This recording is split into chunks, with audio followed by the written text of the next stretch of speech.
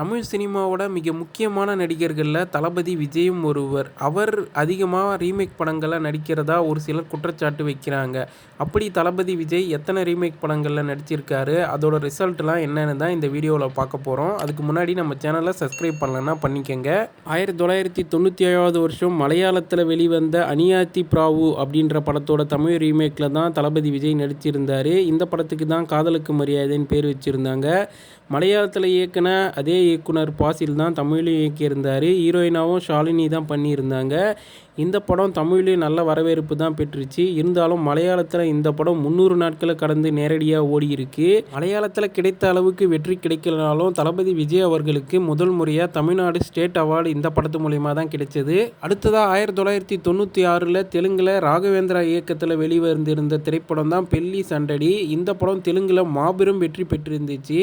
அதோட ரீமேக்கில் தான் 1998 வெளிவந்த தமிழ் திரைப்படம் தான் நினைத்தேன் வந்தாய். தமிழ்லையும் கமர்ஷியலாக சக்ஸஸ் ஆகியிருந்தாலும் தெலுங்கில் கிடைச்ச வரவேற்பு தமிழில் கிடைக்கல. அடுத்ததாக 1996 வருஷம் தெலுங்கில் வெங்கடேஷ் சௌந்தர்யா நடிப்பில் வெளிவந்திருந்த பவித்ர பந்தம் படத்தோட தமிழ் ரீமேக்கான பிரியமானவளே படத்தில் தான் தளபதி விஜய் நடிச்சிருந்தார்.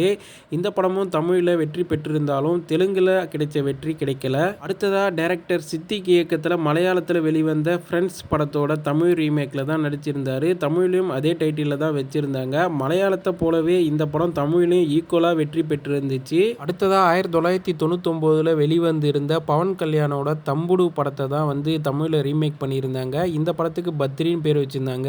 தெலுங்குலையும் இந்த படம் சூப்பர் ஹிட்டாக தான் அமைஞ்சது. தமிழ்லையும் இந்த படம் சூப்பர் ஹிட் தான். அடுத்ததாக தெலுங்குல ரிலீஸ் ஆகியிருந்த சிறு நபுத்தோ அப்படின்ற படத்தோட தமிழ் ரீமேக்கில் தான் நடிச்சிருந்தார். இந்த படத்துக்கு தான் யூத்துன்னு பேர் வச்சுருந்தாங்க. இந்த படமும் தெலுங்கில் மிகப்பெரிய வெற்றி பெற்றிருந்துச்சு.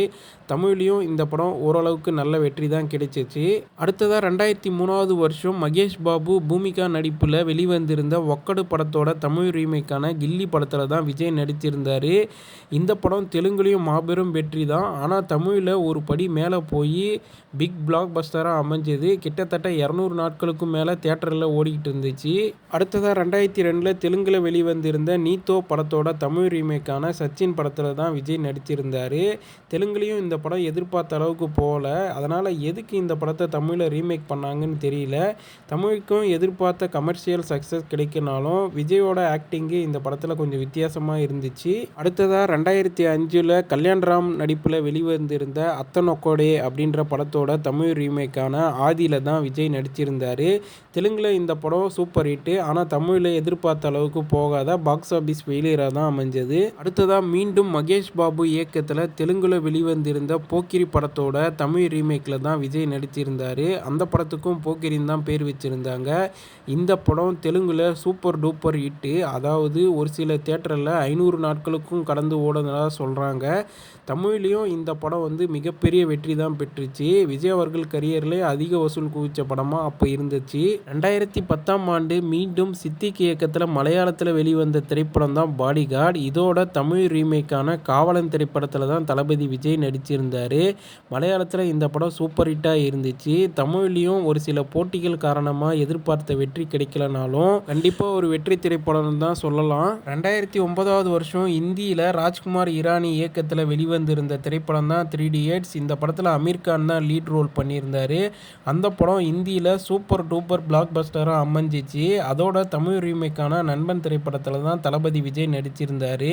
இந்தியில் கிடைச்ச அந்த பிக் பிளாக் பஸ்டர் கிடைக்கலனாலும் இந்த படம் தமிழ்லையும் சூப்பர் ஹிட்டாக தான் அமைஞ்சது. இதுவரைக்கும் தளபதி விஜய் அவர்கள் அபிஷியலாக 12 ரீமேக் படங்களில் நடிச்சிருக்காரு. அதில் 10 படங்கள் அவருக்கு வெற்றி படமாக தான் அமைஞ்சிருக்கு. 2 படங்கள் தான் எதிர்பார்த்த வெற்றி கிடைக்காம போயிருக்கு.